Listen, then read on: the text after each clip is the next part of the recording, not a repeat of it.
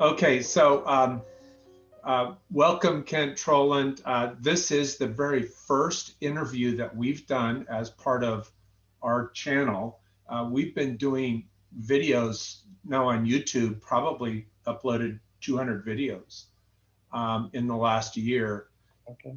And Kathy and I were talking, and she said, "Hey, Greg, we should be interviewing the legends." And I couldn't think of anybody more that I wanted to interview than Kent Trollen. Yeah, It's a very good choice. And so with that, welcome to our channel and welcome to an interview with Kent Trollen. Kathy is a big part of this. Kathy LeBon, my wife and my partner in crime for the last 20 years. You've known Kent that whole 20-year period because you've been part of all these adventures indirectly or directly. And, Kent's helped us out in so many ways, within the sand sculpture world and through inspiration in other ways. Yeah, so we're going to talk about his inspirational ways and how long he's been doing this, because he is a legend. I love it. So I'm a legend in my own mind. I know that. That's right. So as far as the format goes, I didn't really want it to get too formatty. I wanted it to be more organic. Fireside chat. Yeah. And, I know I shared a brief list of some questions, maybe more about when we get stuck more than anything else. But I always like to introduce my artist.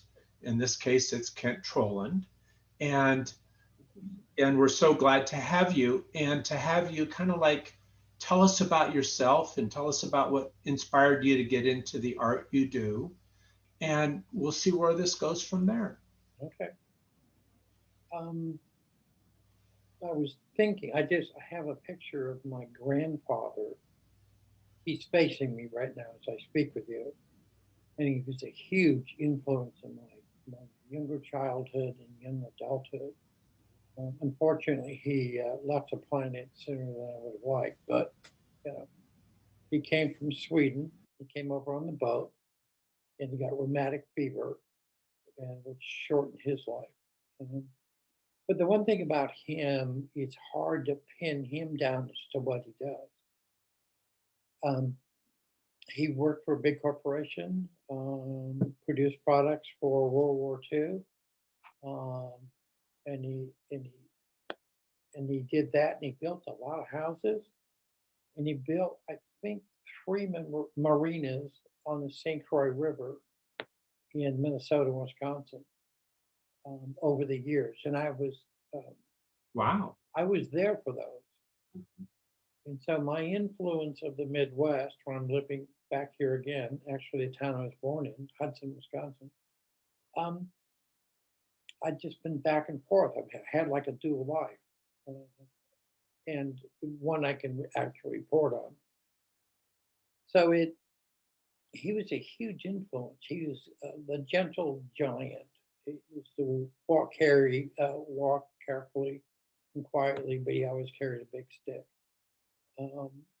So he let me drive dump truck and flatbed trucks when I was 13 years old. That's how you learn to drive a tractor. It's done. That's Yeah, the seed was planted a long time ago. I love it. And I'd get up really early sometimes to go fishing. I lived right on the water with him and also my other grandparents. But just being around him, I always wanted to call him an architect because he designed everything built, including these big marinas. And the biggest marina, the biggest challenge he had was he bought a bunch of swampland in Afton, Minnesota. And people said, "What are you going to do with that? Are you crazy?" He goes, "I'm going to build a marina." And he built a dredge and he got a D8 cat and all kinds of heavy equipment. Wow. That's how Kent knows how to drive the Bobcat. Yeah. Because Greg was saying the other night, he goes, "I think I'm gonna have to take like Bobcat driving classes." Like, do they even have those? So I'm watching a YouTube video on how to drive a tractor. Look, Anyway, so I was around construction my whole life, but more than construction was the creativity. yeah, Taking a bare piece of land, like we would with a bare piece of beach, and yes, going, what can I transform this into? And for you and I, it's temporary. We borrow that sand for a little while and then return it back to its natural state. And so I got that implanted when I was a kid. I didn't know it. And in Hudson, my grandmother owned a hardware store downtown, cute little river town. And so I used to get Tonka trucks all the time. I'd go in there and I'd go, okay, what do you got? What's new? And I had a big sand pit in my backyard. And I started shoveling sand when I was like 5, 6 years old. And I'd dig a big hole. My mom would look out the back window. She's doing dishes and say, hey, okay, fill it in now. So I was also getting prepped for the army, dig a hole and fill it up. So how could I have ever guessed, that I would end up where I've ended up? And so that was from the very beginning. And my dad used to bring big appliance boxes home for me when I was a kid. So it would interconnect the boxes with blankets, and it would cut, windows and doors. yeah, So the fortunately. architecture started then too. Mhm. Um, but it wasn't until many years later, just before my dad died, my mom said, "Who would have thought this little bright orange hair little kid would end up being part of 5 Guinness Book of World Record projects?" As I'm, staring out the back window, telling him to fill in a hole. And so I did it. I like to trace things back and see where the influences came. But it was deep rooted. And the guys, the Zappa brothers, which is a heavy equipment company, they're still doing business. And one of the guys that I was around when I was 5, 6 years old, he's still alive. Wow. Yeah. I got obsessed with heavy equipment at about 6 years old. Wow. Yeah. And then fast forward, the things I've done in my life. I've been in, architecture, construction management, um, sand sculpture, obviously. I was in theater and television for 7 years. So when I see something, I see the light and the sound and the wind and all of that. So if you look at my my LinkedIn page, it kind of outlines where I've been and what I've done in the world. But what I find is a single element, sand sculpture, art, architecture, theater, television, and all of that comes into play. And even the math and figuring out how about sand, ties into all these things I've trained for a lot. Right. The mathematics, Not a lot, just some. geometry, and So, and then how I got the bug was that I was working for an architectural office down in Laguna Beach, and Jeff Poland had been to Corona Del Mar Sandcastle building contest, and used what year was sunburns it? in What year? What year was it? 1977. Okay. Wow. Um, I think, yeah, they just come out with sand then. About that. It just My was just recollection. invented or something. Yeah. Anyway, he's all sunburnt and said, man, I went to the Sandcastle contest. It looks like it's really fun. And he said, do you want to try this next year? And I said, hell yes. And so I'm a natural born organizer, as you guys know. And I started recruiting other architecture firms. And we had an office in the place right next to Molten Playhouse. And there are all these little landscape architecture firms and architecture firms, structural engineers, and we had a contractor who was working on a house. So I just got a whole team put together. And they're going, what do we do with this stuff? I go, hell, I don't know. But I did meet Todd that first contest we went down there. So we just guessed the whole way. and we had design meetings at my place. When you say Todd, you mean Todd Vanderplein, right? The Todd. Sculptors International. And, the Yeah. Todd. and did he have his own team? Was he? Did he? Yes. Yeah. Yeah. Okay. Yeah, as you know, there was a San Diego faction and then the Redondo Beach faction. Oh, yeah, give us all the history. Yes, yes. Yeah, and then in '77 spawned another faction, and a powerful one at that. I don't think they were ready for us because we were highly educated in architecture and had a lot of skills that the other two teams didn't have. Which faction was that? What was the third faction? The Kent Trollen faction, Oh, right? right. Sandcastles All right, Unlimited, right? yes, it brought it. Well, and Todd's an architect too, right? Is that? Yes. Yeah. Yes. Interesting. That's when things really got interesting. So when that kind of explosion hit, sand sculpture was coming up and then started going to the US Open, the World Championships.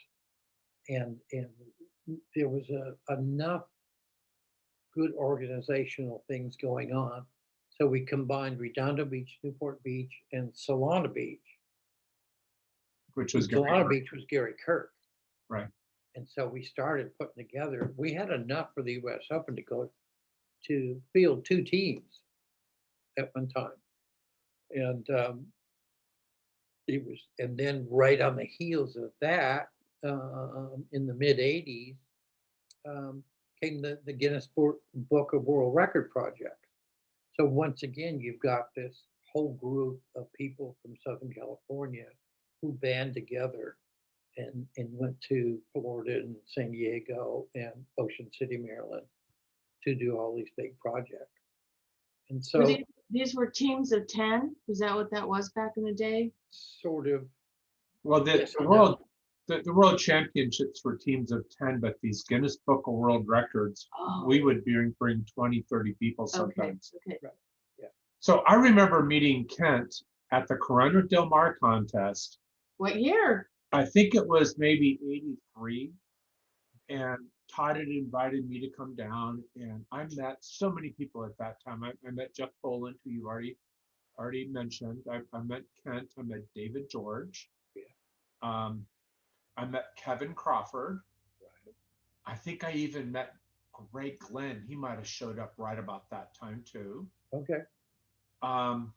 He was via Todd, right? Oh, remember the big project they did in Santa Monica Place? Yes, which was Todd later assembled a lot of talent up there when he did that project. Oh yeah. And the timing again was good, so that we could all band together and smash our egos together and do projects as well. Yeah, so the project, I remember it well. It was this real tall castle that went like 12 feet high. Mm-hmm. And I took a picture of it and put it in my office in 1983 in Southern California. And we had just hired a new print boy. He was 19 years old, and his name was Donnie DeWeese. And he saw that image, and that got him addicted. Yeah. But anyhow, that's a whole nother tangent. And that's another 2-hour interview. That's right. So, I was addicted, and I remember joining the Sand Sculptors International All-Star teams that you were a member of. Jeff Poland was a member of, David George, myself, the Cassidys, right. Kinsella, obviously Gary Kirk and Todd Vanderplein. Right. And we had an incredible streak of many US Open and World Championships at White Rock. We're pretty much undefeated until we defeated ourselves. When the futuristic, the sand sculpture we entered collapsed at the last, right, 15 minutes before the end of the contest. Hydroplaned on us. Yeah. Oops. trouble in River We're City. still 1 second. Oh, right. We could do an interview just not on your projects, okay? But remember in Quebec, like that cathedral it fell. I mean, people don't, Yeah. these things There's happen. so much right? history. Yes. there's so much history. I hope what your adventure you're going on will eventually expose a lot of the history that's not a Guinness Book of World Record project. But the mid 80s was a huge turning point, and people were young enough and not tied down enough and didn't need money. All those Guinness projects we did, we were just glad to go and be invited. That's Right. how it could happen. So a lot of money didn't change hands. Well, not with me anyway. And but the spirit was there, and the world felt it. The people in Florida they ran away from work for 2 weeks just to work with it. Yeah, incredible work. And I'm going to be able to show some of those Yes. images that I captured, Yes. as blend-ins so that people who are watching this can see some of the work that we were working on together. Pretty phenomenal. And Game we're still setter. in a huge learning curve, major learning curve. Never done, how do you take a 50-foot high pile of sand and carve it in X amount of days? I remember the first time we went to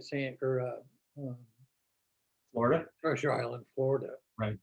And we all flew in, and we're all kind of giddy and stuff after doing the one in San Diego. And the guy said, "You want to see the pile of sand?" Well, sure we do. Are you sure you want to see it? Absolutely. And simultaneously, as we came out between the two hotel buildings, in unison was, "Holy shit, you got." Was it like mountain range or something? Yeah, so Florida's a flat state. Okay, sure. And this sure. mountainous sand was at the 55-foot level. Yeah. And it was taller than the buildings what was around San it. Diego? What was the height of San Diego's? Well, Just as we went comparison. back and forth in the 20 feet, then to 25, and then to 35, and then to 45, and 55. Yeah, And it was a tennis match.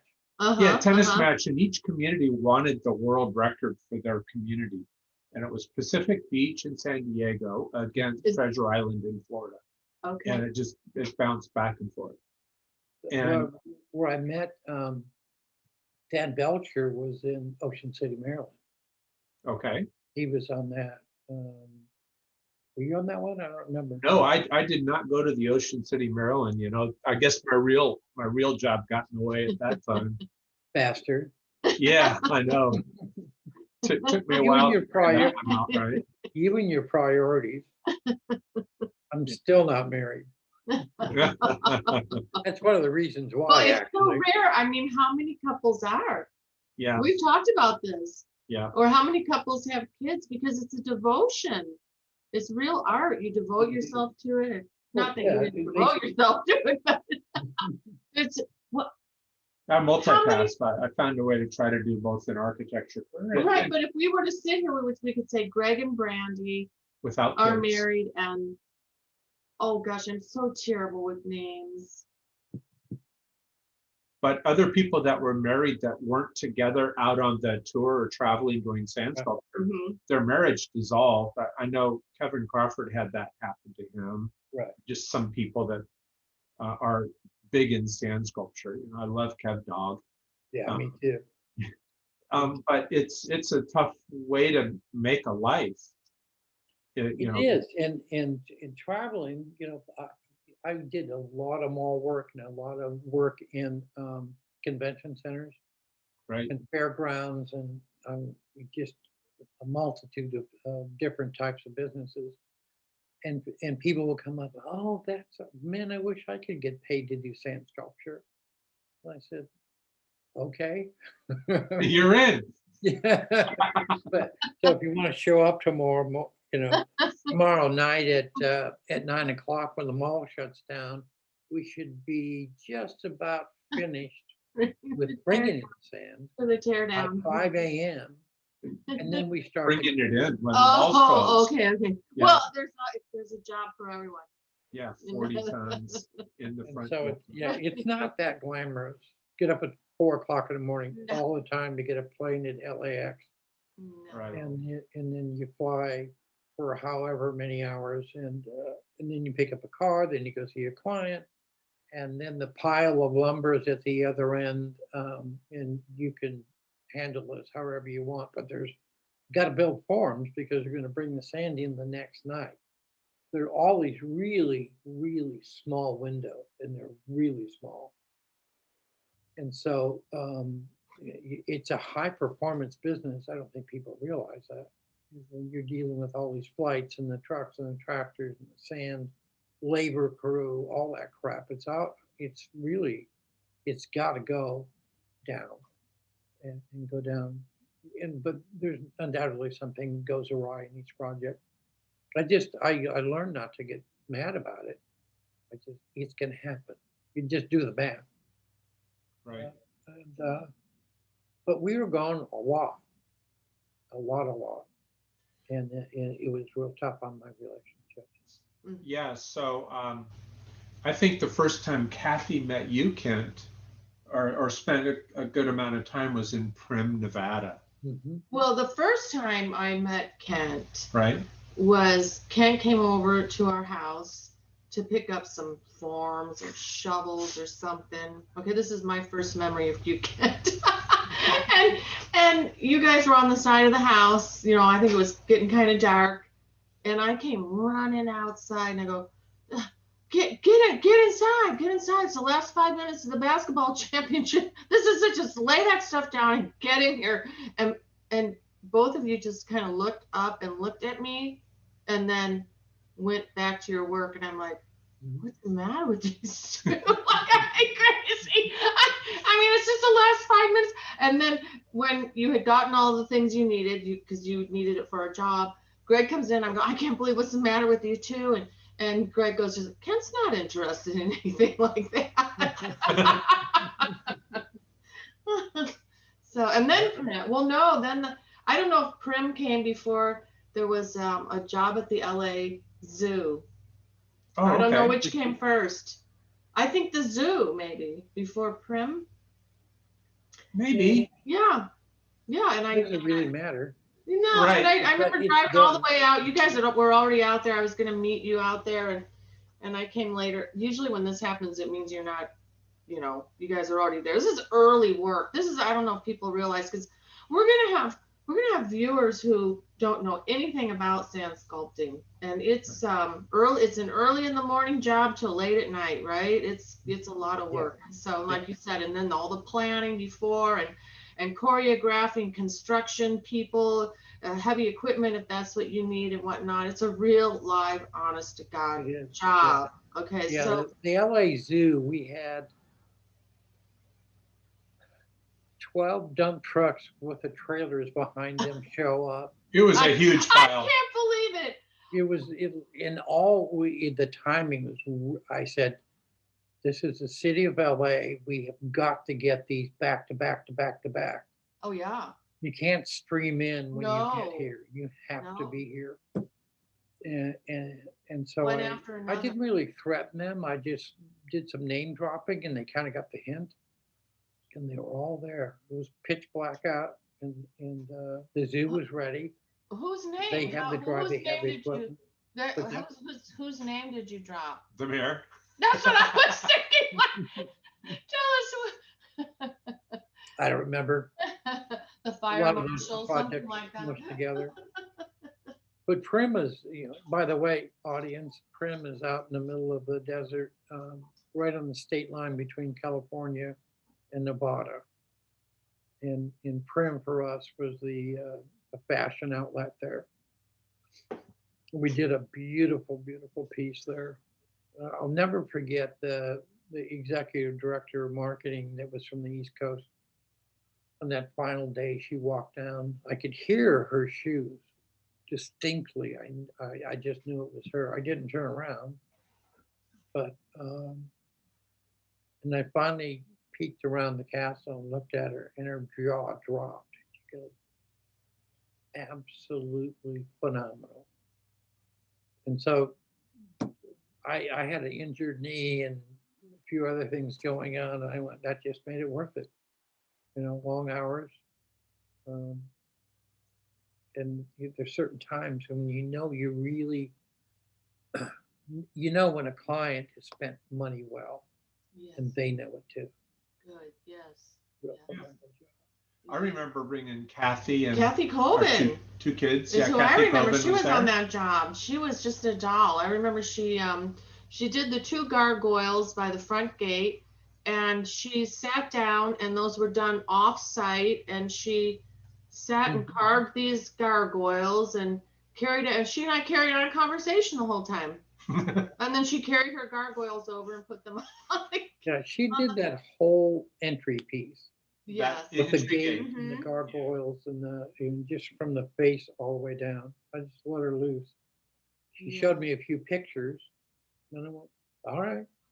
And she was always fast and good. Yeah. She was extraordinarily focused. She came over to our house one year for, she and Greg were going to do a piece in Quebec, and they were having a planning meeting, and she had all these books, art books, ideas. She was ready to go with this meeting, and somewhere in the course of the meeting, I said, "Now listen, there's going to be a 1 or 2 days where you and I can get away and go into the little town and go shopping. We're gonna go shopping." And she looked at me and she goes, I don't have any time for that. I am going to win. I am going to place." I'm like, okay, I guess the shopping that's not gonna work. Yeah. And and you got what? You've placed. we What? did. We I don't did, know but- what you. It was the ogress is having tea. Right. That was a great piece. It was a fantastic. But I think the troubling part of that story was she had a new boyfriend. The new boyfriend didn't know if this sand sculpture was legitimate, and she worked really hard to make it legitimate. And that's why I think she was driven at the time. But anyhow. Yeah.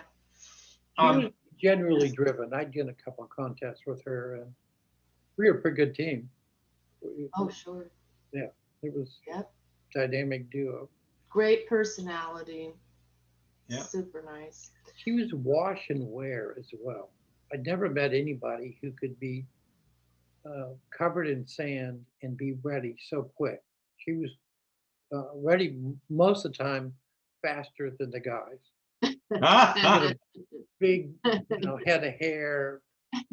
She was very attractive, and she'd go, and 10 minutes later she'd come out and go, "Okay, let's go." A lot of fun. That's great. Getting back to kind of the chronological of sand sculpture, for me anyway, is that in one of your questions about, how did you think this was going to be something other than just playing in the sand or art? And I didn't. I mentored under Todd for a few years. And the first time was when I went on a job with him, he actually paid me. I didn't consider myself to be like a professional sand sculptor until I got paid. There's something about that. Anybody can be a professional sand sculptor. Carve a few windows and get some money. Anyway, because there was a thing on the internet for a while where there was a list of professional sculptors and the pros, and you could put your own name on there. A lot of people did that, and so I went, well, I got to do my part in this. But it occurred to me, I got a phone call, or no, there was a guy that lived across the street from me in Newport Beach, and he was in charge of a big section of the Orange County Fair. And he had a beach set up, and he goes, and he knew I was doing contests a lot. So he said, "Hey, do you want to come out and build a couple of sand sculptures at the fair?" And I went, "Well, yeah." Hell yeah. Well, yeah. And I didn't know how to charge, and I asked a bunch of people, and I went, "Well, I'll just treat it as if it's an architectural job, as far as what it can take for all the coordination, blah blah blah." And then we had a couple of clothing sponsors as well. We had this huge box of clothes, and so we ate and drank and got free clothes and played in the sand. I'm going, this works. This works. And then we got really good media coverage. And then I had a call from Chicago. There was a film company said, hey, do you want to? And so I started getting all these phone calls. Do you want it? Do you want it? And I said, you betcha. And so that's how it happened, like so many wonderful things in my life. It happened without my permission. Organically. Yeah. It just like, all right. And they were okay with the price on things. They're going, sure, that works. And I was pretty taken aback. I mean, how do you put that? Where'd you go to school for this? You know, are you certified? I'm certifiable, but I'm not certified. And so I just threw the numbers out there and like, okay, let's do this thing. And eventually Todd and Gary were getting a little nervous as to whether I was going to take off and make it a full-time thing. And I said, no, you know, I've got a girlfriend. I'm a partner in an architectural firm in Newport. And I have a lot of stuff going on, and I volunteer for United Way. Don't worry, boys. I'm not trying to overpower you. And, but they always had one eye open. Well, it was probably about then that Gary and Todd decided to go their own ways and create a southern, Solana Beach, San Diego group with Gary Kirk, and then an LA group with Todd. Right. And since I was in LA, I ended up doing most of my work with Todd, as opposed to with Gary. It was just it happened organically. Yeah. And then, of course, I did a lot of work with you. You would essentially hire me to go play in the sand with you, which I remember sending quite a few projects to you to just deal with it more on a full-time basis because I had this real life and a real job. And so that's the way I looked at it. Bastard. and I would say, Kent, here's the job. The only string attached is you got to hire me to help you. And you were like, okay, that works. Yeah, that works. Yeah, you were my right-hand guy for a long time. I remember helping you with those big projects in Seal Beach. I remember that huge recycle machine. I remember the big castle, that fantasy castle that we did. I've got a great picture of you in the Bobcat in the foreground and this, 29-foot tall castle in the background and working it. Yeah, when people hear that number, 29 feet. Yeah. I came up with that because I wanted to stand up in the platform that you and your crew built on top of that. The guy who lived on the ocean front right there, I wanted to be able to stand on that and talk to him on his balcony. And that was my goal. That was it. Okay, this is how high we have to get so I can stand and wave at him and thank him for all his help. Oh, that's too good. Very influential with city people, and he was one of our biggest fans. I don't know, part of my ego and part of my, I don't know how high to go this year, but that was it. That was it. Yeah, I love it. I remember that timeline of architecture that you put together with United Way, and how we had such an all-star team that you put together, and you called us the Dirty Dozen, and we had outfits and uniforms, and we all kind of took pieces of this thing, and we have at it. And remember the line strung out? I got a great photo of this line. Was this a pirate ship or what? No, it was a timeline of architecture. We probably had 100 buildings replicated. You're kidding. Yeah. Where did it start? Like with a rock cave or something? Where would you find that? No, pyramids. The pyramids. Okay. Yeah. Okay. The pyramids of Giza. There were 56 buildings, and each building had a little 3-ring binder with a history. The American Institute of Architects. Oh, so it's almost like you guys did the whole show. Right. So Oh, Disney you was walk. because involved I with it. only knew it when people came and had teams. No, No, not that year. not that year. This Wow. was That a was the United Way's centennial celebration. So they couldn't, didn't want, they wanted to do something bigger and more impressive than Mhm. just Mm-hmm. a contest. Right.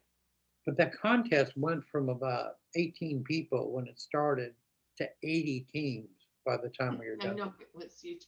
It was crazy. Yes, Crazy. yes. So after I'd That's done how many- we'd done the Guinness Book That's of World 800 Records, people. the Yeah. first one in San Diego, Yeah. the director of marketing for United Way says, well, if we're going to do something in sand, you need to impress this guy. He's the president of then Pacific Bell. And I said, I can do that. And this So was the I got timeline of a, architecture. brought a slide projector, got a carousel going, and it was clicking along, and there, maybe 6, 8, 10 feet castles go, all right, all right. And I said, Judy, when he says, holy shit, we know we got him. And so I got to that picture of the first Guinness Book of World Record projects we did in San Diego. And that's exactly what he did. He went, oh. And that was it. He says, okay, do it. And he walked out of the room. How long did this take? How many was that days did you have? Camelot? Or anyhow, the one in San Diego, I think, was the Camelot one, right? Yeah. And how That long was did over Labor Day weekend. it take? Yeah, I think we did it in 3 days. We were working Yeah, and I the remember whole time. There's no. we had the big cranes with the buckets that would drop the sand in. We had the fire hoses up there for water. We had the jumping jack compactors, and we had hundreds of pieces of formwork. I want to find the photograph of that pile, which is just a huge pile of forms on forms, and Built up on yeah. each other. Yes. And this path zigzagged up and down and around Yeah, it was these fantastic. You could 56 walk through- buildings. and they let the public walk through this. Yeah, so Yeah. we had it fenced off, and we asked for a donation. I don't know, only $2, $3, $4, right? Yeah, it was very inexpensive. Yeah, and the line stretched out all the way down and then wrapped back around. Oh It yeah. was a Oh, 2-hour God. Thousands wait. were in Oh, line. for sure. It was a 2-hour wait. 2-hour wait, yeah. In But the it was scripted. It was scripted. Disney helped us with that, and so did Nordstrom. And they would provide clothing for the tour guides. And so as you'd come up to an area to learn about the building, there was a script. It was scripted though. So it was scripted on how to build it with all the formwork and the reference material. Then you have a script for the tour. Presenting the story of the building. Yeah. Yeah, and they really came up with some great history, a lot of fun facts about the buildings and the people who were notorious for various things to make the tour interesting. And it was 56 buildings. Wow. Great.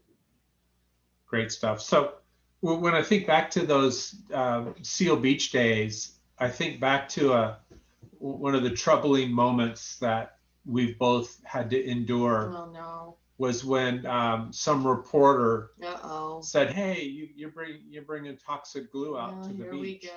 we go. And I think no story would be complete without sharing this But one. before we start the story, how many years did this event go on for? Well, there were a number of events. There was the United Way of Orange County Sandcastle building event, which was a private event for quite a while. And then it went public. We had a slot for people to enter. And then there were the big projects. And one of the years of United Way was the 56 buildings. But we did other large projects there as well. So there's a lot of activity in fact, that we did 5 years. We started a contest with the Chamber of Commerce of Seal Beach. and they'd heard it was a big success we'd had with United Way. So I said, sure, I'll help get this started again. So we blew that up as well as far as a contest. There's a formula that I found that works, and I need to connect with intelligent people who are willing to go the extra mile. And I went to Huntington Beach, and they said we want to do this, and I said, you have $10,000 for seed money? Well, no. I said, do you expect me to come up with that? And they go, well, no. And I said, well, it's got to come from somewhere. And but Kim and Steve Masner, they had what it took. Oh, yeah. You have to have what it takes. Mm-hmm. A vision. You want to do this thing, and you don't let anything get in your way. Mm-hmm. And, so went on. We had like 15 years worth of events. We had movie shoots down there. There was an awful lot of activity in Seal Beach. I remember the Bachelor movie shoot. Yeah. TV. Your sound is not what it used to be. Oh no, you're kidding. Yeah, that's better. I had to turn Better? something We up. just have to speak loudly. Talk louder. Turn up There we the. go. Okay. Is that the speaker we're using? Yeah, this is our The mic. microphone. Oh, okay. Can you? I just thought for clarity, since we're bouncing around a bit. Yes. Certainly. Yeah, Yeah. it was So a hotbed of activity. yes, Seal Beach. Yes, I It mean. really helped the local businesses. When the United Way came in, one of our goals was to create an opportunity for local business people in the small town to take advantage of us bringing anywhere from 10,000 to 50,000 people in conjunction with the arts and crafts show that they had there too. It was one of the things that was really nice as far as a track record, because I used to help get the permits for all the events every year for a long time. And nobody was ever arrested for drunken public, indecent exposure, getting out of line. That I knew It never caught up to me. Yeah. Well, we had our own. And it sounds boring. No, I'm with you. I don't have to say. Yeah. We had a local office in town in Seal It only Beach. takes one person to wreck the whole thing, right? I know, right? Okay. But they were pretty amazed at the behavior of the attendees. It was a very clean activity. We never sold beer or wine. Some events would try to mix alcohol, and that was a recipe for disaster. Yeah. I'm with you. And sponsors as well. United Way, and then also the Chamber was very limited in terms of who they would let put their name on the event. Right. Right. So I don't know if this story is even worth telling. It's up to Kent. And you know I what? mean, He can tell it, and we can always edit it out if he That's doesn't true. like it. I mean, We're there. Okay, we're knocking on the door. Let's kick that door open. Yeah, I think it's I just Because remember, it really, Seal Beach was a great place, still is, it to have sand yes. events. yeah. Everybody knew about it I don't know, in this area, Orange County. They'd always say the Seal Beach event. The sand was better than at Corona Del Mar. Yeah. By far, Sorry by for the miles people for who are me. listening that are from Corona Del Mar, but the sand is so much better, or was. I don't know. Conditions change. Right. Like They brought in a lot of that orange map sand making always to needs try to to stop the tide from flooding the city. But that's So another- here's the weird twist to the story, and I don't know if you know this or not. This guy who actually worked for the event, That's all right. I'm listening to every word. worked for the event, and he was a photographer that would do a chronological every a couple of times a day for the entire event. And he saw glue being delivered and it said wood glue.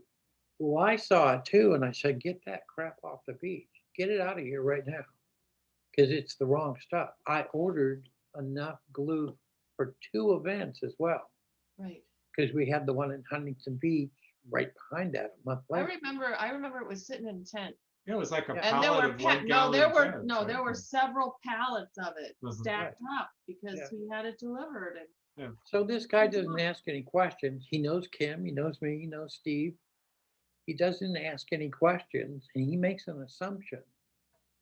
And the stuff is in a tent as if we're trying to hide it. right, right.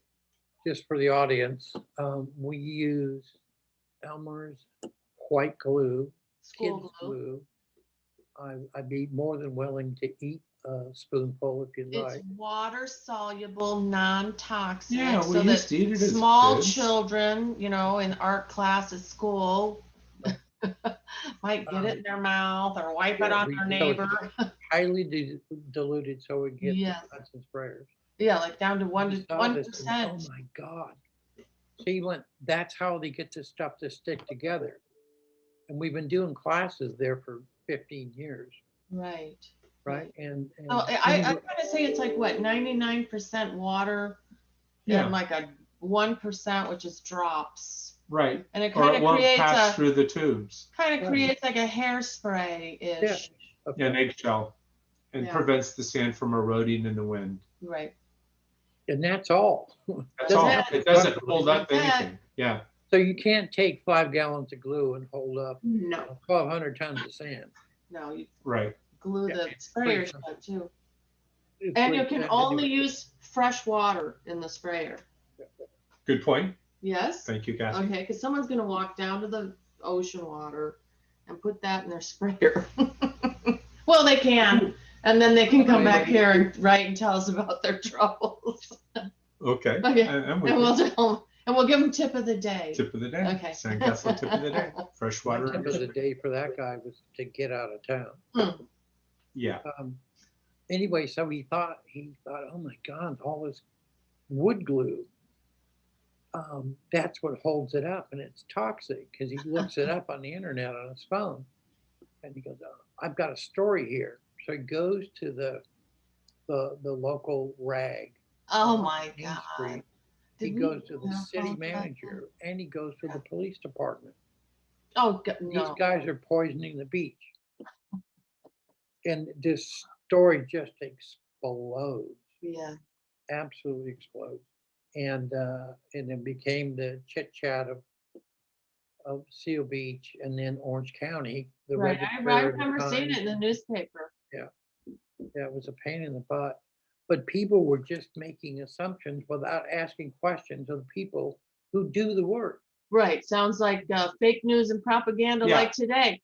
Exactly. Yes. So Right. eventually, I ended up before the city council, and To explain Patty Campbell. yourself. what? To explain yourself. Yes. And Patty Campbell, yeah, she's up there. She goes, "I'm not supposed to do this, but I'm going to. Have you ever used Elmer's non-toxic white glue on any of the projects around the world? I hear you go around the world." And I said, "Yes, ma'am, I do." And the second part of that question is no.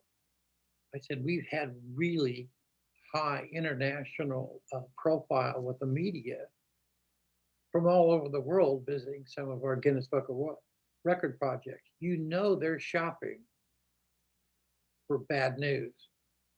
And there was none. Oh, yes. And there isn't of here course. either. Of course. This is a little project, believe it or not, even though it's 30 feet high. Uh-huh. It's not a big deal. And I said, no, it's not toxic. So they whisked the sand samples off to 2 different labs to test for toxicity, and there was none. But they would not let it go, would not let it go. Mhm. And eventually the city manager, who was a real pain in the ass to work with, he said, "I'm just going to get rid of the sand." And he had it hauled away, which cost the city thousands and thousands of dollars. It was like 1,200 tons. Mhm. It's a public perception that the problem's gone. Mhm. Mhm. Yeah, But exactly. it didn't even need to be done. When there was no problem It at did all. not need to be done. And Yeah. It was gonna You know, magically I disappear. could go down a rabbit hole on that. I could just really go down on a rabbit hole. And so for just 30 seconds, I will just, Yeah. and then we will move on. But you know, when you reflect back on that, you're like, now, do you think it was at all possible that the money was running out, the budget was getting too big for that project, and this was a way to end No, it not at in all. some strange, way that we see on the news now today? Oh, Or it's small town politics. Yeah, and I remember listening to this guy one time and said, "Oh yeah, I was down at the so and so bar. I was talking to the guys down there, and they heard, and whatever it was, and that's in that toxic environment, they want cancer to be there because there were a small faction of people who didn't want the sandcastle open in town." that was my next question. Or do you think that the city or somebody just didn't want this event anymore? Well, the city manager didn't because it was a pain in the ass. And so He and didn't so this want, story just grew legs, and yeah, it did, and it I had became the reason, Yeah, and then several it fixed it meetings. for the city. Oh well, I don't want to blame anything on anybody or anything like that. You We're just just did. speculating, in my opinion. It was all my fault. Yeah. Yeah, and that was they seemed like a lot of glue, but it was for two projects, Exactly. right? And um, just do the tributary area, and I did the math for them. I did. I actually did the math and did a dilution rate a ratio on how many gallons of glue it would take to put a thin layer on there. I did all the math, um, and showed them all the calculations of the surface areas and all that. And Oh my goodness. yeah, and I went to meeting after meeting after meeting.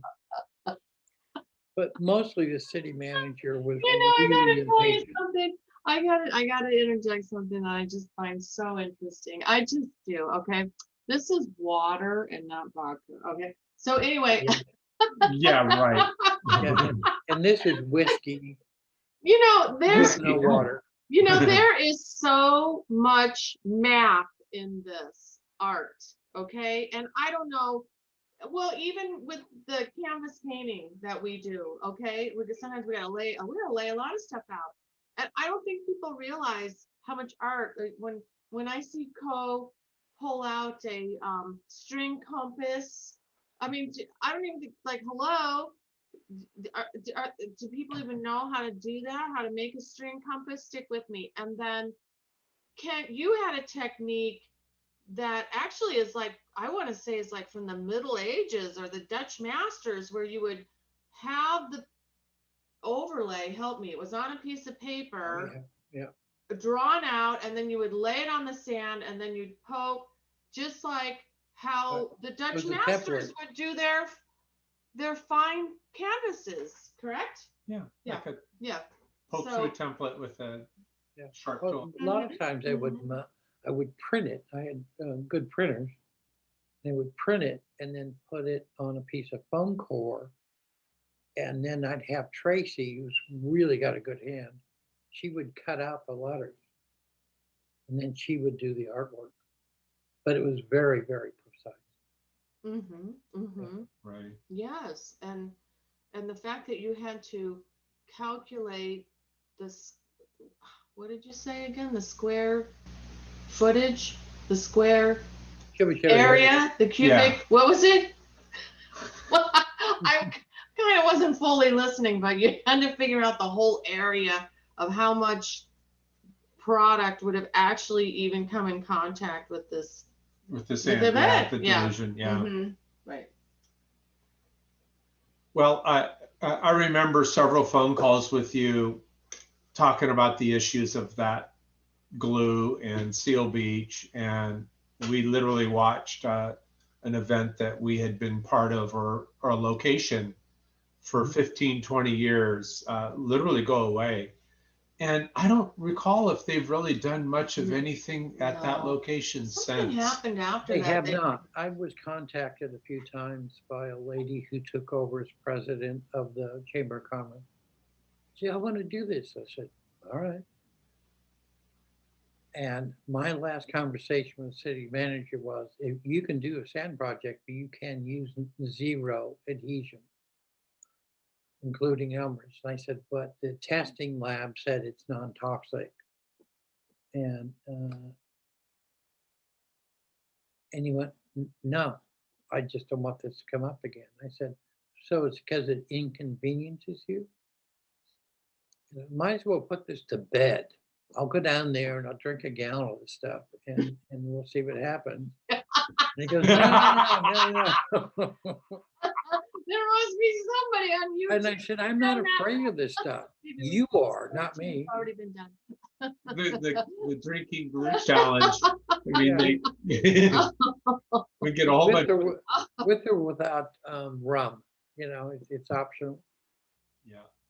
But it's just, he was Right. a pain in the ass. He's really impatient. I ran into him at a couple of Christmas parties for the next couple of years, and I just glared at him like, I wish you were not in the area. Oh. Yeah, he was a pain in the ass. He just was. But that's part of life. In your But the humble people opinion, who wanted to I do don't it want again anybody wanted getting me to it. do it. I Right, said, I can't do it alone. I mean, I can, but I don't want to. right. Right. And I imagine that there's a whole different set of people there. And if, anybody ever felt motivated to go over and try to talk to them, maybe there could be light at the end of the tunnel. But I don't know. One last comment about Seal Beach. I love the place. I did a lot of my best early work there. The higher tides that we're getting, and I don't know what's causing it, but their city streets were starting to flood, and they trucked in hundreds of thousands of tons of sand and created berms 10 feet tall of really poor sand, not native sand to that beach. And that orange, grainy sand literally took Seal Beach right off the map from being important or a good beach for us to do sand sculpture at. Except up by the parking lot. I see. So there's a few places that are like maybe preserved, but for the most part, a big portion of Seal Beach is no longer really that good of a sand sculpting beach. It's gotten way better because they eventually, underneath the pier, right? There's a peninsula of concrete that goes out. And the reason the sand migrated north is there was a great big hole in it. And eventually they closed the hole. And eventually the sand stopped migrating north. So in time, it's returned to good sand again. Good. But the windblown sand, remember, we did a couple of projects and contests up by the parking lot, and ran the water down from the fire hydrant. Right. That was like 5 foot deep of super fine windblown sand. Right. Yeah. Which is spectacular. Nice. Yes. Okay, so I'm just thinking about shifting the conversation to something else. Good idea. And I'm thinking back to kind of my list of things that were like important events, and I'm thinking that we talked a little bit about these big projects we did back in the 80s, and maybe we talk a little bit more about some of those. Because they really did change the world of sand sculpture. When I'm out on tour and I'm having dinner with the guys that are out there carving sand now, the Dan Belchers or whatever, they'll ask me, what was it like back then? Because, we were about 10 years before a lot of them. I know. Yeah. And what was it like to work with Todd? And what was it like to be with Kent? And those projects were the projects that were photographed, that were covered in the media, that were shared internationally, that lured other people into going, wow, holy moly, these are crazy. I want to do this too. And all that really kind of happened in the 80s. It did, mid-80s. Yeah, mid-80s to late 80s. And was it mainly around this idea of the Guinness Book of World Records, or a lot of it was? Everyone. Because these projects were huge, like down in San Diego, just from photographs that you have, historic photographs that you have.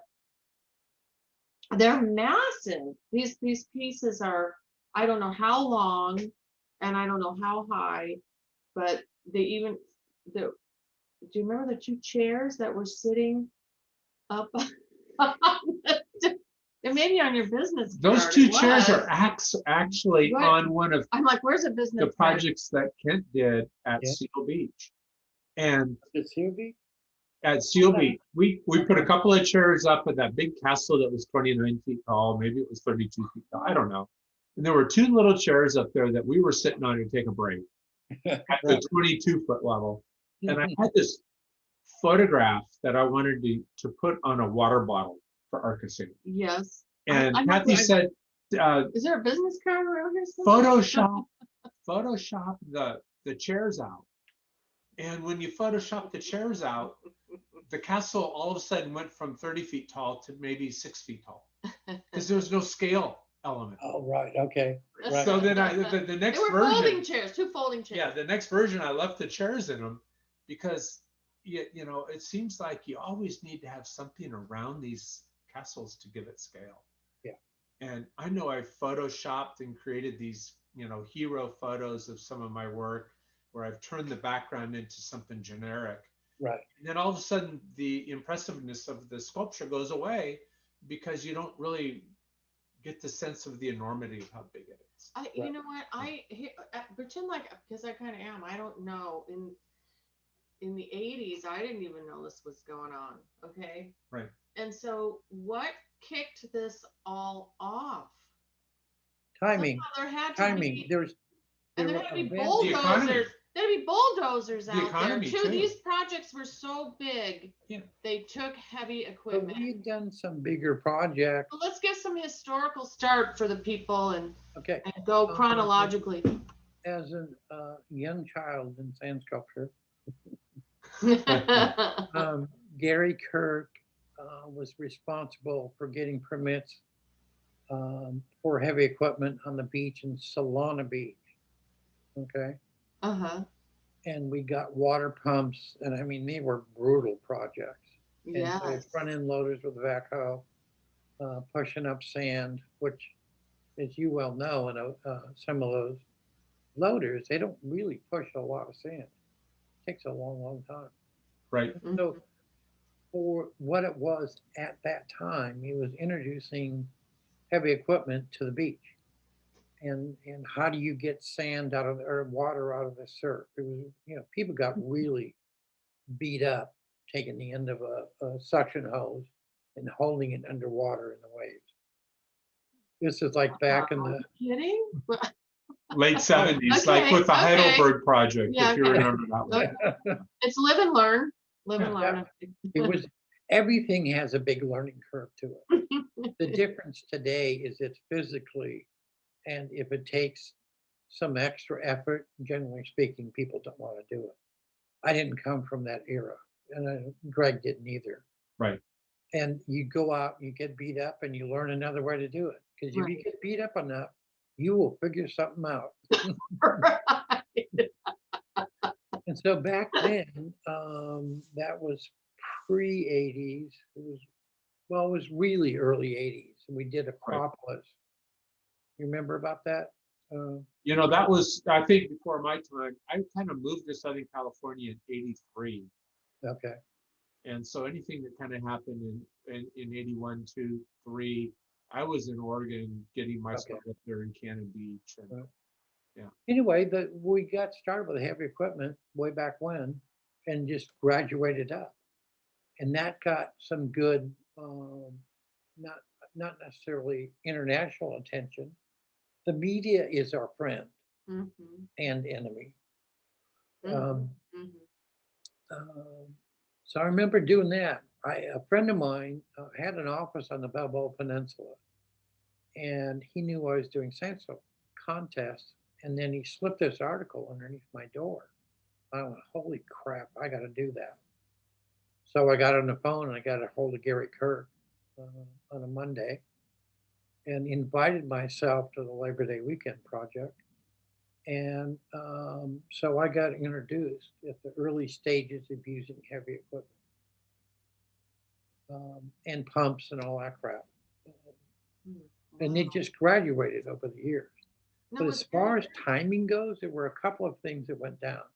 One is that the U.S. Open and World Championship contest was starting to get more traction and attention from the Southern California folk, and we were able to create a team or two. And it was a big competition within the teams to design and also and compete who's going to be on the team. So it was competitive before we got competitive. And I think that's what led us to winning so many contests. We had the mentality of second place, not placing. Right. Second place is first lasts. That's right.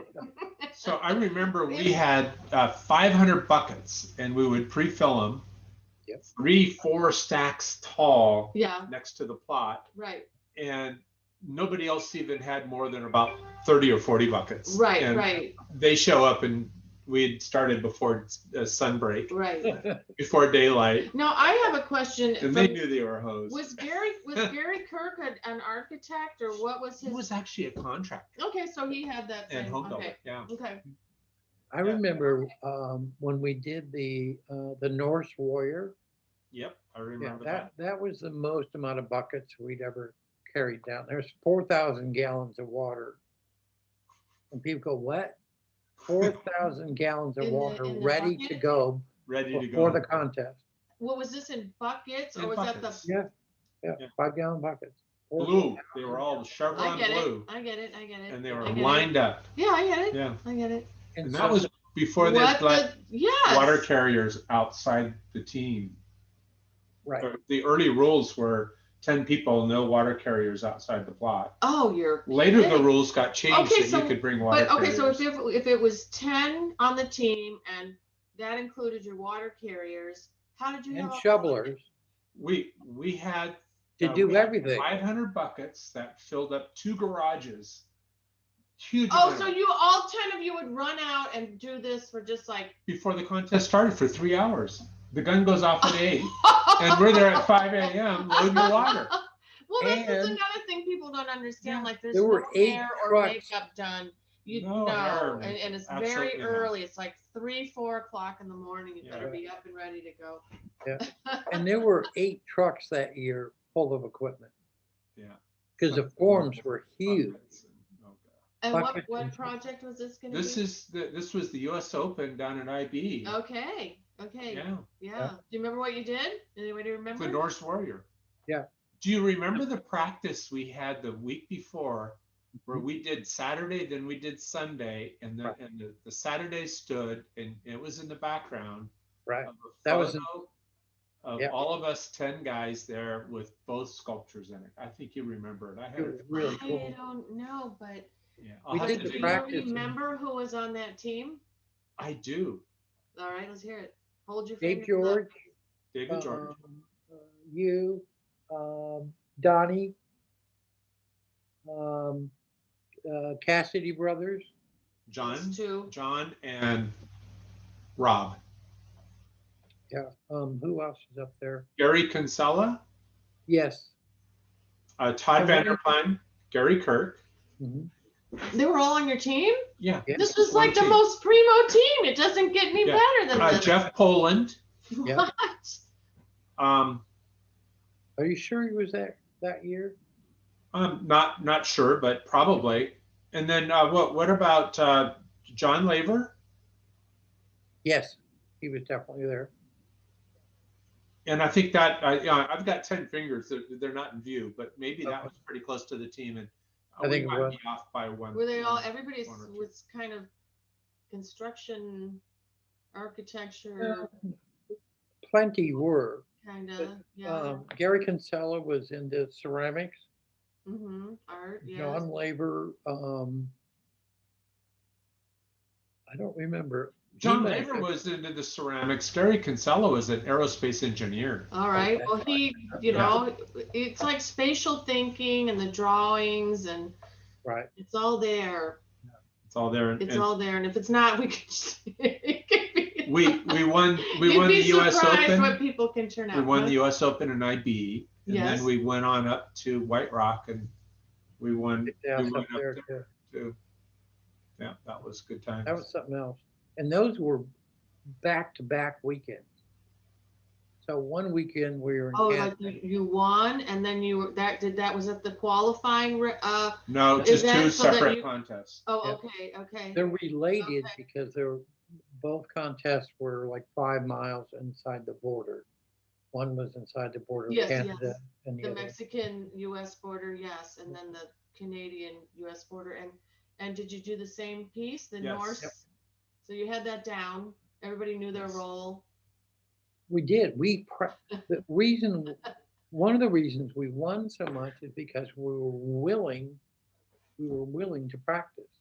Yeah, Yeah. and not And get the other paid. teams are going, "Oh, don't." Well, I We can't wanna think beat of you guys. anything more that would go wrong if you didn't practice. Can you imagine? Well, we got to a point, you know, when we were too busy, had too many projects on our calendar, and we were so busy doing sand sculpture. Why do we need to practice? For an IB? For Archisand back in 2009, 10, 11, the last, say, 3 or 4 years of that event, we weren't having practices. Right. Because we had full calendars. Uh-huh. And not only that, you had the credentials and you had the time and sand that other people didn't.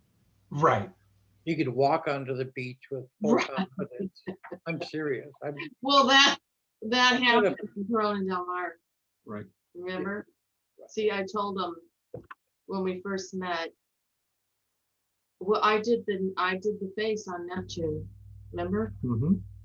And he said, because I did theatrical makeup, so he said, I told him his Neptune looked like a cowardly lion, and he he didn't say a word. He just went like this. I wish I had some tools to show you. He went like this. Like if you Oh, good for him. if you think you can do better, and I'm like, okay. I took the tools, I sat down, and I have the 2 photographs. They're downstairs in my makeup.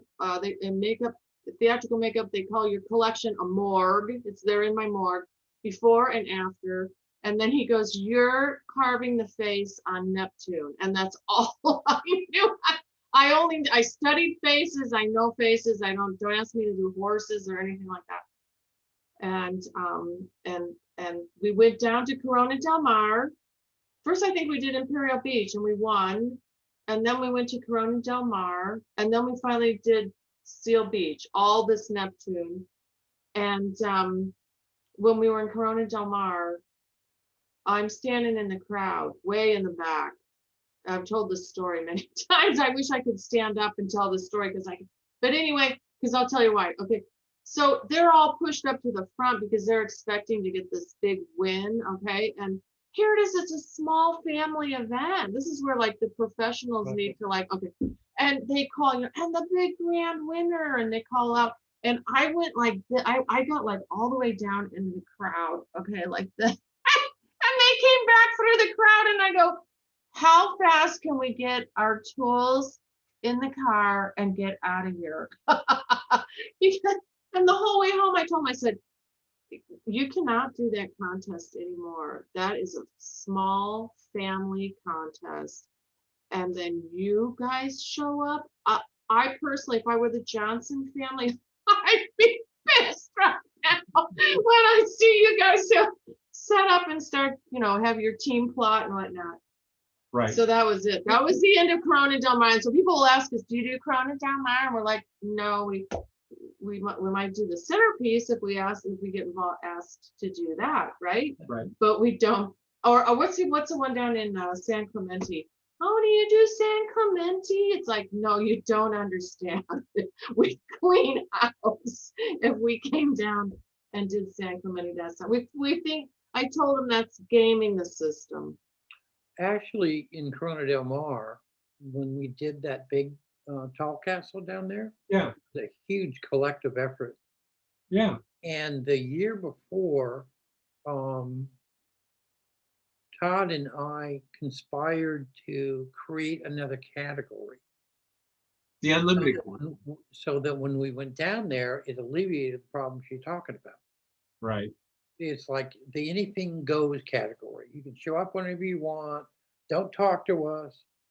And that attitude happened after we did that big protest castle. Todd brought down a podium that the people. Heads or something. Yeah. That was the year after, Okay. which is a Okay. beautiful Wait. project. Well, Okay, I'll go share that ahead. in- Go ahead. Keep going. But it alleviated that. So What we was had the to- what was the protest about? Oh, they wouldn't change the rules. They said start your own contest. So eventually we did with the AIA, American Institute of Architects. We found the vehicle and pressed it and pretty much kicked sand in their face. So I feel like I misunderstood. Hold on. Through the years, I hear this story where somehow you guys got told go start your own project, and so Yeah. Todd or somebody showed up the next day and did like a competing piece. Yeah. So What is that story? yeah, Tell that story. here's the story. Okay, tell that story. That contest was a 10 by 10 plot, 2 hours. Right. And it's not even worth your time Oh, showing no. up. To what? The No. plot's way too small. Right. There's not enough time. Right. It was small children that are turning their bucket upside down. And so Todd You could bring Kent any said, prop you wanted. yeah, and bring all the props you want. So What, people are like, building let's say, foam like, balls and Coconut shells and yeah. okay. So- Oh, so more people Oh, are it's building arts and crafts it's at home for junk. hours and it's hours and junk. hours Yes, and they're bringing bringing them. So it was Circus City, Okay, and Todd all right. wanted to change it. Okay, hold on. Yes, because you guys were trying to. Yes, I understand, and bring it to a pure art form. And they were reluctant, and they created this category of. Do you have any pictures of this? This would be like a just a You mean of some of the lazy pieces before? carnival. Yes, people. No, I can just see junk being glued together and brought down. Yeah, that's what was happening. Shells and Yeah. hula skirts and oh god. So anyway, they said Yeah. start your own deal. We suggested they create another category, and we did. And Uh-huh. we did some magnificent projects. And so we just went to, and one year, they called our name out to win the trophy. We didn't even show up. They brought it to us. We were just going, screw you. And we offered to teach classes. We offered to do all kinds of things to help them along with their event. Yes. I They understand. didn't want help. Yes. It's like, Right. shut up and go away. Right. We're just fine. And Right. and we didn't think they were. So be reasonable, do it our way. Mm-hmm. And I was certainly that way, and so was Todd. He and I conspired a lot to do stuff in Corona del Mar. Yeah. And, but they That's were awesome. great projects for a day, and we would just kick ass. Were you down there when we did the graveyard? I remember Dino Nursery. Do you remember Dinosaur Nursery? I remember it. I wasn't there for it. So. Yeah, I don't know if I was there for the graveyard. I was there for Easter Island Revisited, 92 heads. I thought that in was rows. I thought that was the protest piece. Yeah, all those are protest pieces. Essentially, we were in that unlimited category. Yeah. We're doing what we wanted to Oh, do. We took wow. up half That the must have beach, changed the whole that and the changed the- media loved it. The in people time, loved it. They- in- yeah. in time that changed the whole contest, Yeah, right? yeah. And people left there glued together, whatever Props at home. hulas and props and Yep. God, that sounds Eventually, they were reasonable. They did it our way. Yeah. And then Donnie and I went down there for years and taught classes and ended up judging. Yes. Right. So they did what we consider to be come around. Well, I don't wanna it's be gotten, too arrogant about this, but So they let's were talk about reasonable. yeah, so let's mention the evolution of all that. So look what you guys went through, where it was just like people bringing and glued together junky props. You fight you to bring up this unlimited category. People get to actually see what the evolution, what can actually be done with sand sculpting. Then you and the other artists go of your own goodwill to teach people how to bring this up one or two steps and actually Yeah. do true art form. And now what it's turned into is people will actually they've hired Alex, our son, to Right. because they're so competitive now that they want to win that sand sculpting contest, and so they'll hire a pro. Yeah, why not? You know, It's the ebb and flow. I don't, and I especially- guess he's on the team. Is he on the team, or is he unofficially on the team? I don't know how it works. But Yeah, I mean, as these long as people want to they win now. They want to win, and they're willing to hire somebody to someone help. from Archisand to come help. Yep. Yes. It's gone through a lot of evolution. Mhm. When the economy, one of the recessions in the 80s, it dropped off to 0 participants.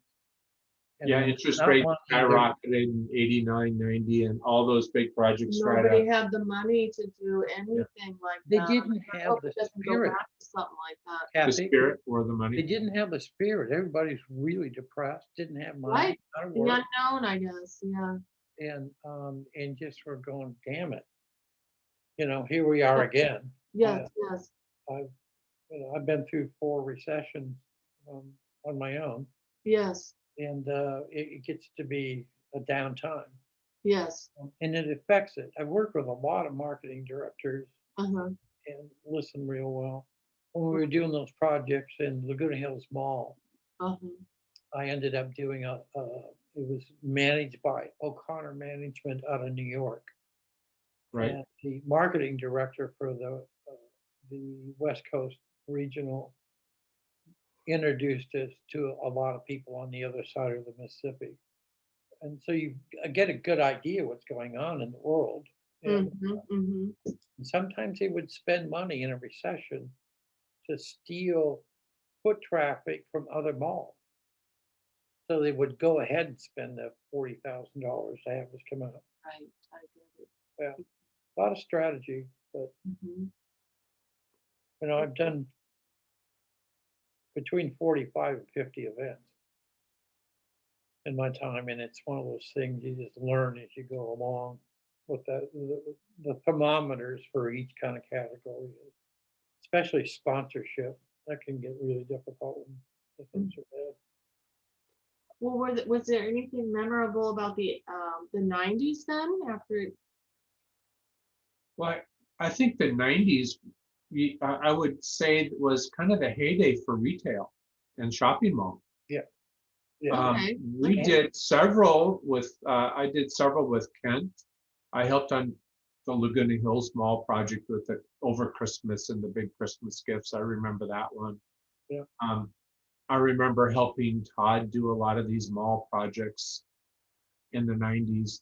It seemed to have been a peak for the indoor mall, covered mall, and people had no choice. You shopped, you didn't have Amazon, and people went shopping. Yeah.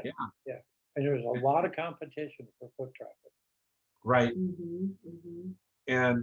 And then I think that got its awakening when 08 recession hit, 2008, kind of like really mixed that one up. Maybe it might have even been the .com crash kind of did it in a little bit too. I'm not sure, but Yeah.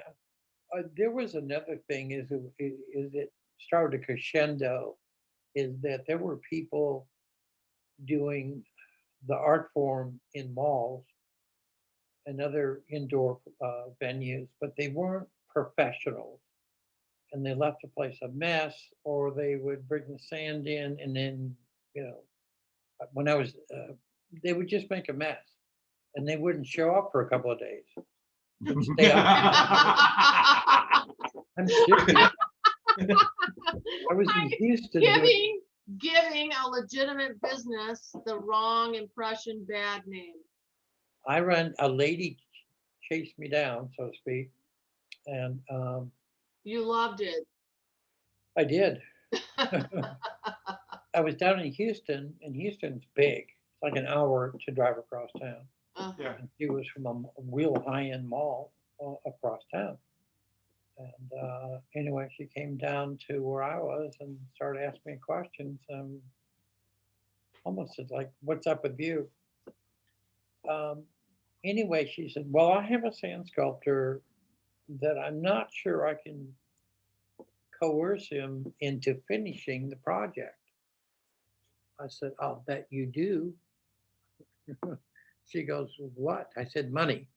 How much have you paid him on this contract?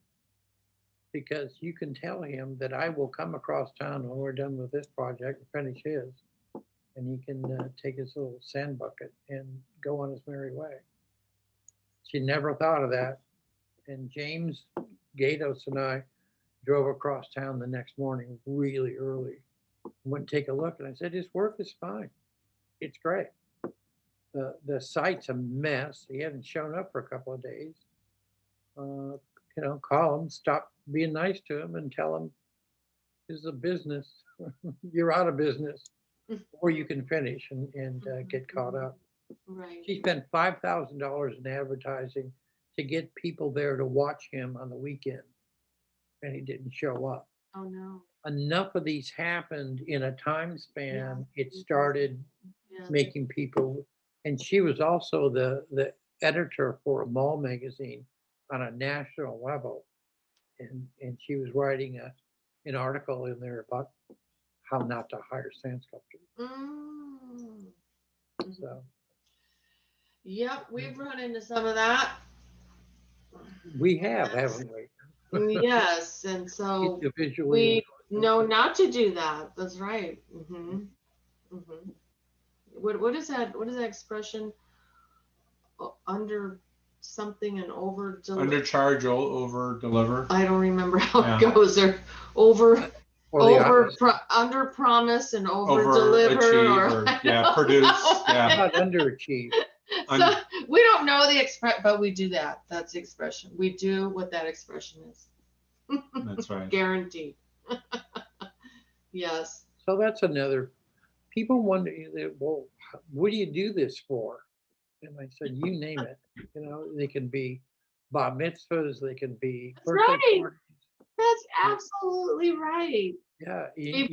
We've done memorial services down at the beach. Yeah, any two I can think of. Yeah, the latest thing is now have done more. I don't know. Gender reveal or whatever. Is it a boy or is it a girl? Just got an inquiry today about that. Right. And that's kind of new. People are interested to find out what arenas we travel in. As you can tell from what we said so far, there are periods of time when things start to prevail. It's like Greg and Brandy have been doing the fairs forever. I'm sure they do other work. Right. But for me, because I get bored easily, things ebb and flow. And I'm always waiting for the phone to ring. It's like, what little adventure I'm going to go on now? I did that for years and years. I was always going, where am I going next? And people say, what's the best one you've ever done? I went, I haven't done it yet. That's right. You always want the next one to be better than the last one. Yeah, exactly. And for me, over the years, it wasn't about carving sand. It was the adventure. Yeah. I'm at a place right now where actually I'm carving snow now. But I love it though. I think it's great. But it's I'm just messing around. But for sand, it's about the adventure. I carve a little bit, but not much. I'd say the last 10 or 15 years, we've helped over 120 couples get engaged. Oh, really? Real simple little right. one-day things that were there when she says yes. We get a lot of satisfaction out of the little things, They're not world record 40, 50, 60 feet tall. They're, yes, I'm going to spend my life with you. So the one thing as hard as we work, I always want to have some fun involved, because it's not always graceful work. No. By the end of and I tell clients too, I said, it seems like I'll be there for 3 or 4 hours carving, but I said it's the other day and a half of hauling the sand in and out and shoveling and all the non-glorious stuff. I would rather get paid for that than I would carving. Right. Yeah. And, what is the planning and the logistics Yeah, the and logistics getting are the tools killer. and people don't I remember realize. one time I did a project up in Santa Monica at a nice hotel up there. And it was harder to get people to commit to an entire day or so. And so I got up early, got a van full of sand, loaded up, hauled it up there, hauled it in by hand. I had one other guy helping me. And then at 3 a.m, this drunk bunch of guys, kept loving to play more music and want to see more sand sculpting. I was supposed to be out there at 11 and ended up being 3 a.m. And I Wow. got home, at 5. And so, that was 24 hours straight. Yep. That day. Yes, it was. Yeah, so there's things like that people think, they glorify it, and I don't mind them doing that. But occasionally I think it's important to give them a reality check. A lot of hard work. Mhm. A lot of hard work. The flip side is there's a lot of hard fun in there too. Yes. Back in the mid 80s when we were doing the big projects, man, did we have fun. Seemed like there were 20-hour days of fun carving in the sand and fun out playing at night. Thank you, Kent, for joining us on this first Adventure. interview on our channel. And we've had a lot of fun We have. remembering Yeah. the wonderful In fact, times we could have had. taken this down other topics, but we didn't want to do that. We know there's other parts of your life that has been inspirational to me and helpful to us and our family. Yes, And we didn't, maybe for another day, but maybe for another day. Kent is a good, strong person that influences lives every day. Yeah, I appreciate that. yeah. Thank you, Kent, for joining us for this interview. And Thanks for having me. yeah, and until next time when we do another one with other people. That's right. There's always next time. There's no goodbye. Yeah, keep sand behind your ears, because I know I still have sand behind my ear right now. And thanks for joining us. All right. Thanks very much. Thank you, I Kent. appreciate it. All right. Hey, you too. Have fun tonight. Yeah, thank you. You too. All right. Bye.